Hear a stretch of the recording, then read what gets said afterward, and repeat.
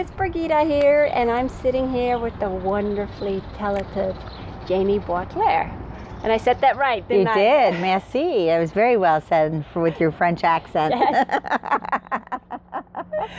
Now, Janie, you are a psychic medium. Yes. But you are what they call a 5C clairvoyant.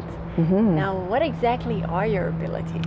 Well, I work with 5 strong senses. I work with other senses as well, but my 5 strongest ones is my ability to see. So I see people from the other side. Clairvoyance, yeah. Yeah, and I smell things that they want me to smell. Like they'll have me smell flowers sometimes, or they'll have me smell food sometimes, or a certain cologne. Like I was doing a reading with someone the other day, and I said, I keep smelling Old Spice cologne, and she's like, that's my grandfather on my mother's side.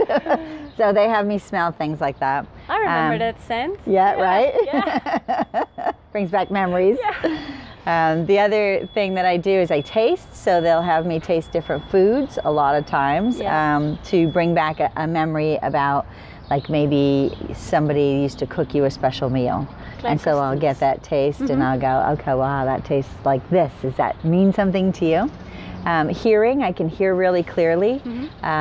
Sometimes I'll hear songs that they sing for me. Sometimes I'll hear, like I recently heard a lullaby that a great-grandmother was trying to pass on to the great-granddaughter to sing to the new baby. So hearing, and then I get very strong feelings. So I can literally feel inside my body when they're trying to show me how someone might have died.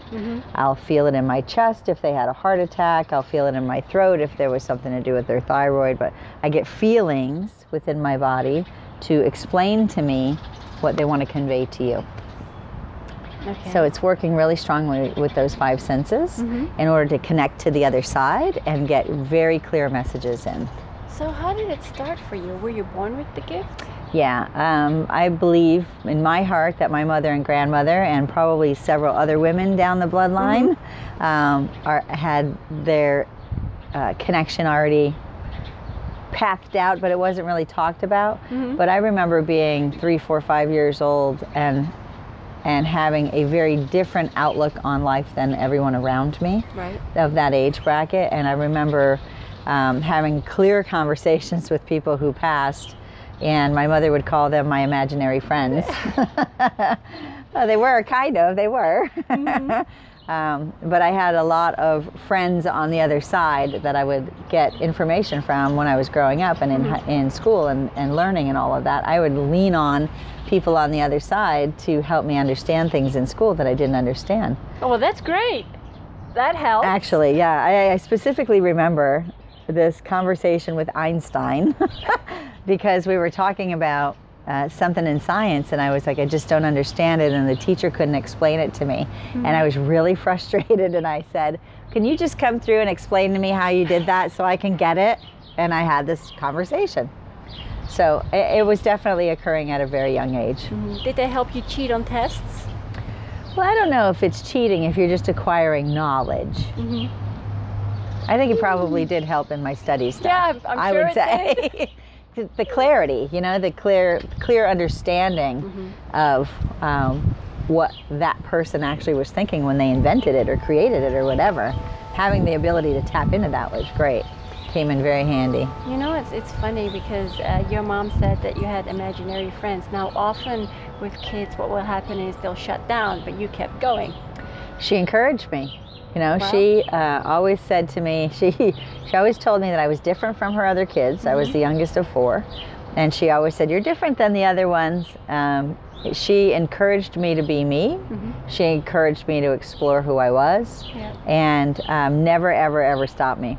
She was very much, let it out there. Let out who you are. Now, where did you grow up? I was born just over the Canadian border in New Hampshire. And then I spent until I was 12 in Connecticut, and at 12 years old I moved to Florida. And so I spent the entirety of my life in Florida. Oh, not bad. That's nice. It was lovely. It was lovely. I didn't like the snow so much, so I was happy to get out of it. Good to visit, not to live in. Now, you're very much into chakras as well. Yes. And you say that you balance your chakras through the magic of food. Want me to explain that for you? Yes. Okay. So scientifically, and proven scientifically, like this has been conversation over 100 years now, it is known that the body has several energy sources. Correct. And one of your energy patterns is called chakras, right? Correct. And so there's 7 in the body. There's several outside of your body, but there's 7 in, and they start at the top and they roll down your body all the way through. Yeah. Well, what they do is they create an energy field within you that works with you in the universe. So what it does as far as your insides go is it works with your organs. Yeah. To each chakra is connected to specific organs and systems in your body.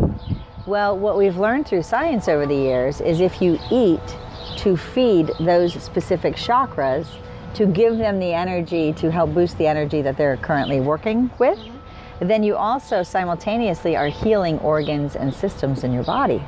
So if you're sick with anything, or you're trying to prevent something, you can look at the system that's connected to that chakra, and you can connect it to the food you should eat in order to keep that chakra healthy, those organs healthy, and that type of thing. So what's really cool about it, and what I had learned that really intrigued me, and why I keep talking about it and sharing it with people, is that the chakras are all certain colors. That's right.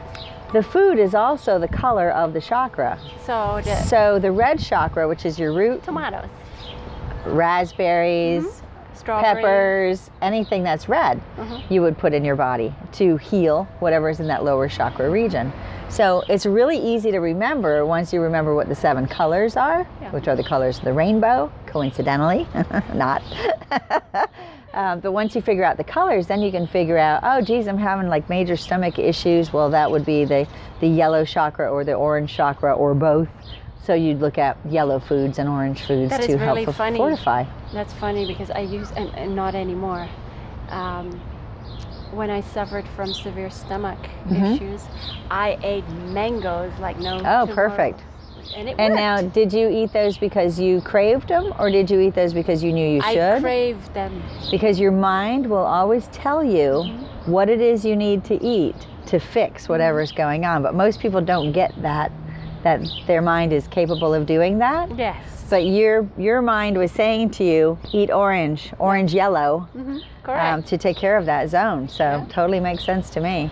I just, purple, I don't know what's purple, eggplant? That's it. Purple grapes. Oh yeah, I forgot about those. Yeah. Purple grapes. Grape juice. Grape juice. Not a lot in the purple range, but there are things like saffron, which comes in a purple color. Right. So there are also spices and roots and things like that. Okay. That also go in that category. But the purple also is in that category. It's also chocolate. It's also the dark browns. So chocolate, coffee beans, things that are yummy, vanilla beans.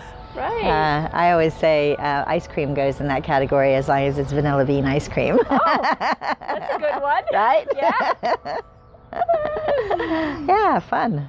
So let's talk about the clairgustance. Okay. Okay. Now, when you say that you can taste things that you get through, Yes. do you always get nice things? No. Or is it sometimes really bitter or yucky?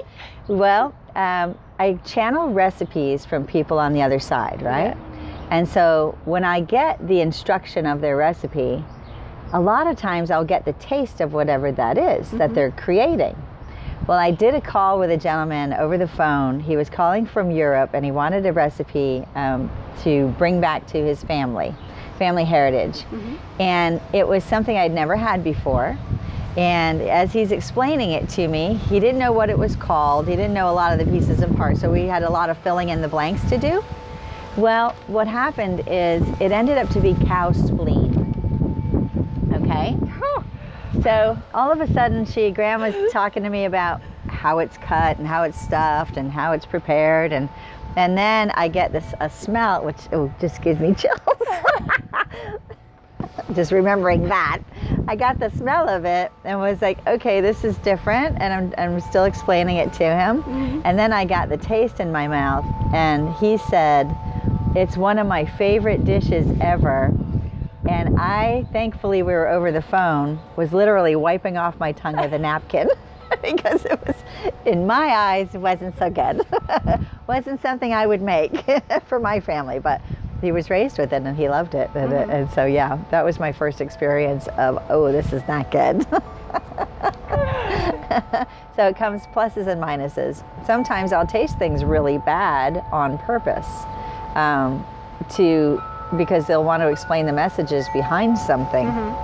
So they'll give me something that you ate that rotten apple and that's what made you so sick. So I'll get the rotten apple taste, you know, that kind of thing. It comes with the territory. It's just part of what you got to endure. Yeah. Now, when did you start out, because you grew up with the gift, but when did you start out working with it?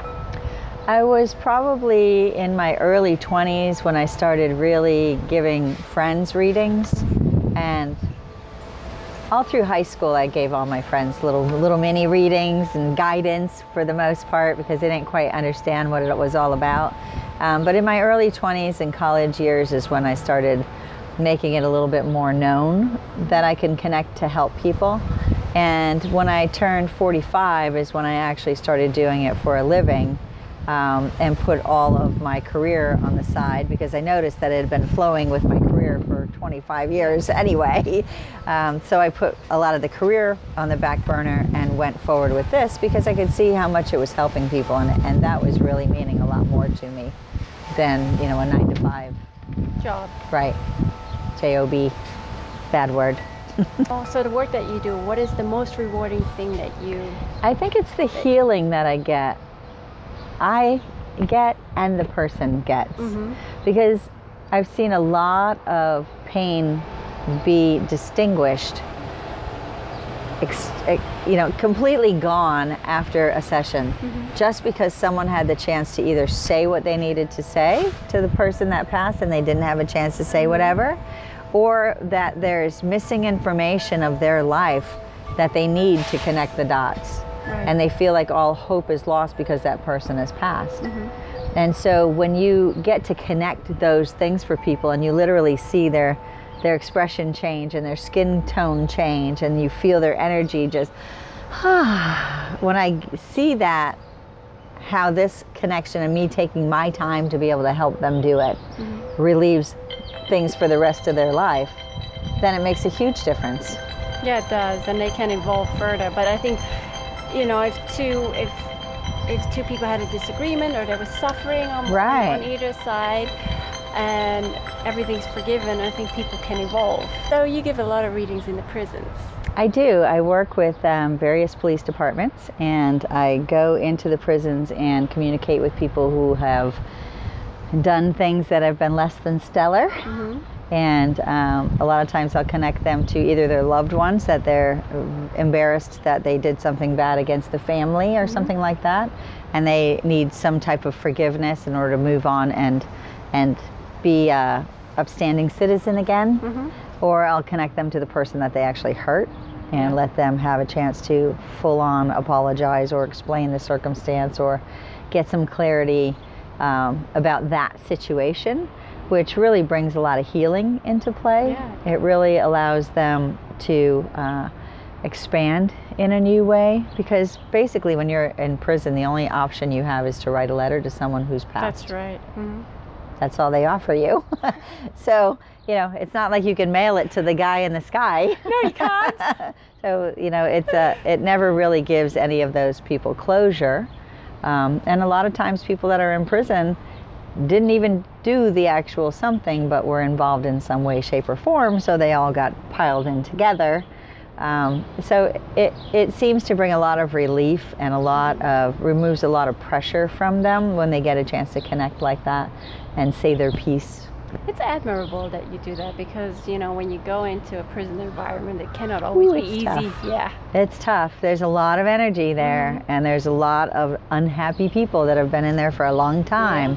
And so generally when I walk in there, I have to cover myself in my own means, because the energy is so crazy that instantly my heart starts pounding really hard and I get a lump in my throat and I get really hot, and it's not anything to do with me.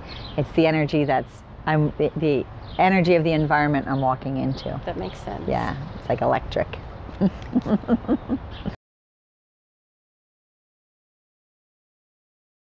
Tell me where you've been. I've been in the California Department of Correction. I committed a murder. I finally went and decided to get a gun. That gun, 18 months later, led to the murder of this guy. Well, your man is standing right here in front of us.